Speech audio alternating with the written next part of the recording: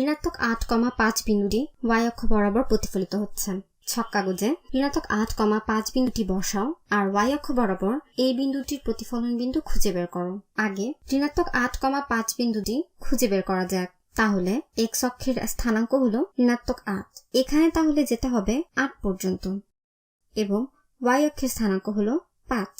তাহলে আমি এখানে 5 পর্যন্ত গেলাম। তাহলে আমরা পেয়ে গেলাম ঋণাত্মক 8,5।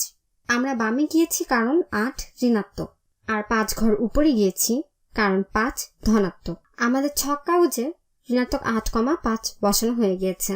এখন y অক্ষ বরাবর y অক্ষের বিপরীত দিকে এই বিন্দুটির প্রতিফলন বিন্দু বের করতে হবে।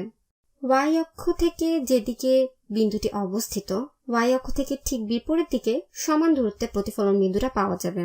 সুতরাং ঋণাত্মক 8 এর প্রতিফলন বিন্দু হবে ধনাত্মক 8। x অক্ষ বরাবর তাহলে আমরা প্রতিফলন বিন্দুটা পেয়ে গেলাম।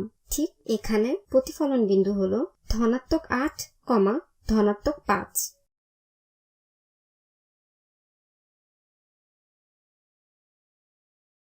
এরকম আরো কয়েকটি করা যাক। একটি স্থানাঙ্ক দেওয়া আছে ঋণাত্মক 6, ঋণাত্মক 7, যা x অক্ষ বরাবর প্রতিফলিত হয়। ছক কাগজে স্থানাঙ্ক দুটি বসাও আর x অক্ষ বরাবর প্রতিফলন বিন্দু খুঁজে বের করো।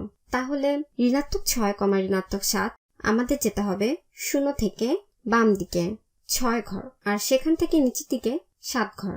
সুতরাং ঋণাত্মক 6, ঋণাত্মক 7 হলো ঠিক এখানে। বের করতে হবে এদের প্রতিফলন বিন্দুটা কোথায় পড়ে। এটাও আমরা একইভাবে বের করব। ধরে নেই x অক্ষটা একটা পুকুরের মতো যার পানিতে আমরা প্রতিফলন দেখছি। তাহলে আমরা কোথায় প্রতিফলনটা দেখব?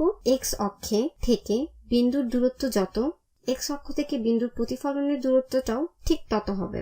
অর্থাৎ প্রতিফলন বিন্দুটা হবে একই দূরত্বে কিন্তু x অক্ষের উপরে।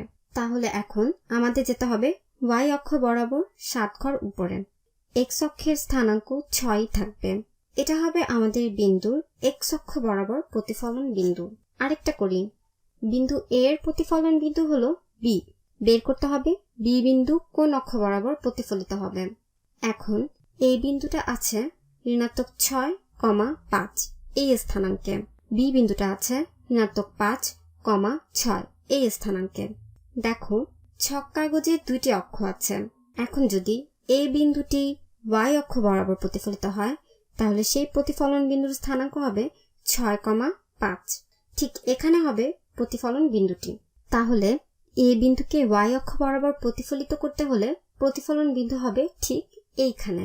কিন্তু যদি এই বিন্দুকে x অক্ষ বরাবর প্রতিফলিত করি তাহলে আমাদের x অক্ষ থেকে 5 ঘর নিচের দিকে যেতে হবে। x অক্ষের স্থানাঙ্ক হচ্ছে 6।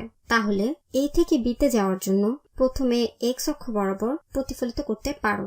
তখন তুমি এই বিন্দুতে এসে পড়বে। এই বিন্দুটার স্থানাঙ্ক হবে ঋণাত্মক 6, ঋণাত্মক 5।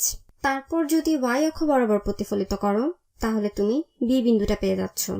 এক্ষেত্রে আমাদের সবচেয়ে সঠিক উত্তরটি হবে প্রথমে y এবং পরে x অক্ষ বরাবর প্রতিফলন। উত্তরটা সঠিক হয়েছে।